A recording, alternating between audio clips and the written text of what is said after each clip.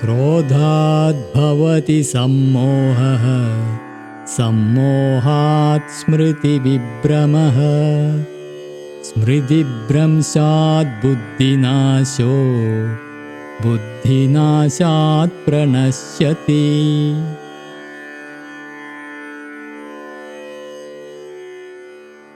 Chapter 2, Shloka 63. Anger leads to bewilderment. Bewilderment leads to loss of memory. Loss of memory leads to destruction of intelligence. And with destruction of intelligence, he perishes. In the last shloka, we learned how is anger born. We learned that the mind first starts holding something with an absorbing interest. From there comes attachment. From attachment, the desire to possess, to consume, begins to arise in oneself. And when that desire is not met, when that is thwarted, that is when distress and anger and frustration begins to arise in oneself. In this shloka we look at, when anger comes, what happens? When the force of anger has taken hold of one's consciousness, one is bewildered. In Hindi we say, hosh kho baithna. One becomes off center. And when one is bewildered and off center, suddenly one loses memory. Memory of what?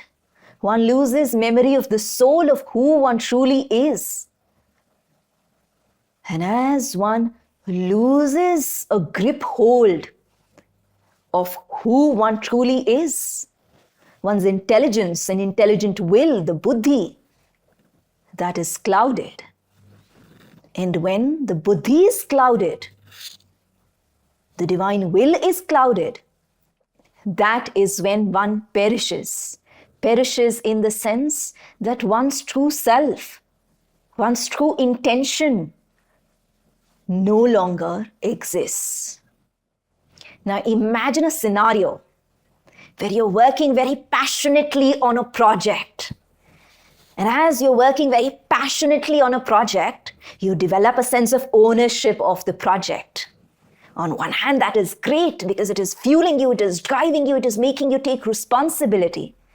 On the other hand, you also tend to become too attached to it. And then you desire things to be exactly as you want them to be. And let us say things do not turn out to be exactly as you want it to be. You'd hoped for success, but you meet failure. So your desire for success is unfulfilled. And as anger comes and takes hold of your consciousness, you are no longer seated in your true aspiration, into your true self. And then you're looking to blame. Who do I blame for the thing that I really wanted? That has not happened. So who do I ascribe responsibility to, blame to, so that I can let out this anger? Sometimes you may blame the other, sometimes you may blame yourself.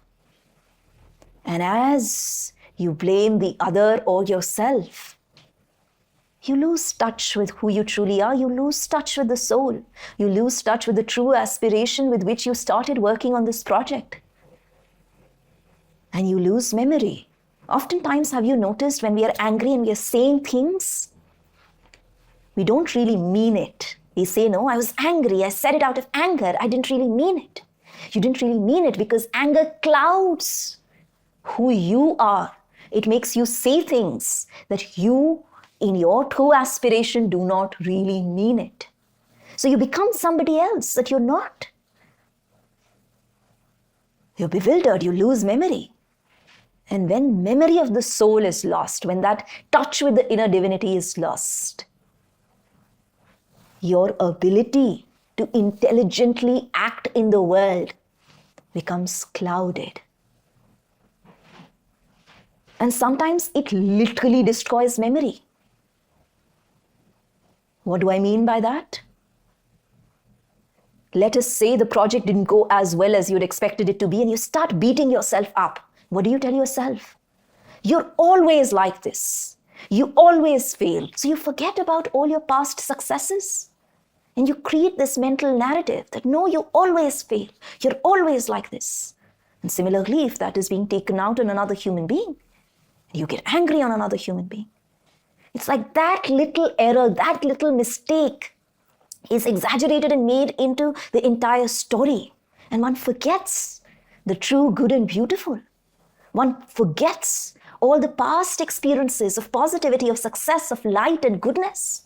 And one wholly focuses one's attention on that which is not good, that which is not in light. And when that happens, the ability to intelligently act in the world is severely clouded. Oftentimes we say that the world is so unfair. Of course you need to be angry. You need to be angry in order to bring about justice and fairness in the world. But actually, yes, you need to be inspired to bring about justice in the world. But if you allow anger to take hold of you, then anger creates its own distorted perspectives, and you're no longer in touch with reality. So while I'm not saying that the world is a very just place, it has to be made a paradise of nobility and fairness and true equity. But if you allow that anger to come inside of you and grip hold of your consciousness, you're no longer on the path of justice. Let us go back to Arjuna and his context. Ultimately, he too has to stand up for dharma, for a justice of a higher kind. Because if Kauravas win, then Kauravas, which is a representative of an adharmic, self-centered consciousness, that consciousness gets to rule the collective, which is so deeply harmful. So Arjuna too has to stand for justice, but inwardly completely free of anger. Because inwardly, if he's not completely free of anger, he can't see what is the right thing to be done. And if he does it, even if he does the right thing, but he does it out of anger, he will make it a lot about himself. And if he makes it a lot about himself, then he is no longer an instrument of dharma. Then it will become his personal battle. Right now, the entire beauty of justice in the context of Mahabharata is the fact that it is not his personal battle. Of course, there is the episode of Draupadi that does make it a very personal battle. But in this very moment, as he's confronted with his own blood, his own near and dear ones, his own relatives, he does not want to fight. He says, I'd rather slay myself than slay my loved ones. So he's not fighting out of ego. And yet he has to fight for justice. He has to fight for dharma. And the only way in this situation he can fight for true justice, higher justice and higher dharma, is by keeping himself out of the story, by not being angry at Kauravas, by being purified within of anger.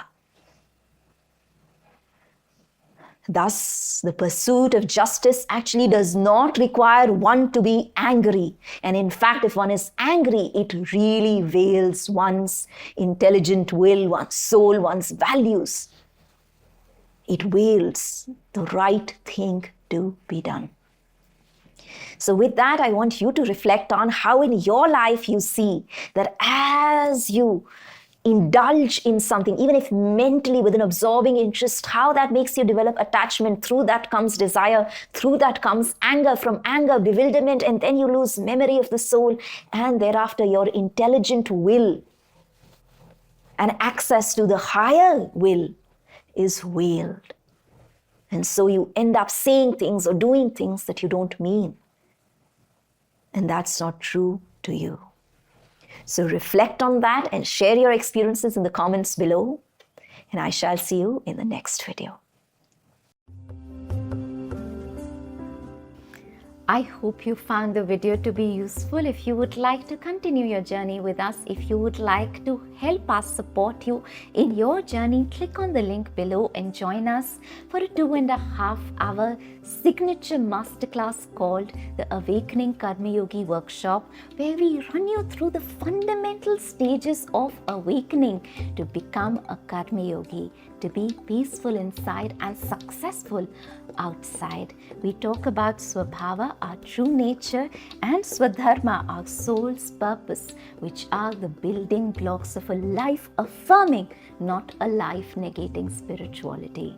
So if you found this video to be useful, click on the link below and I shall see you at the workshop.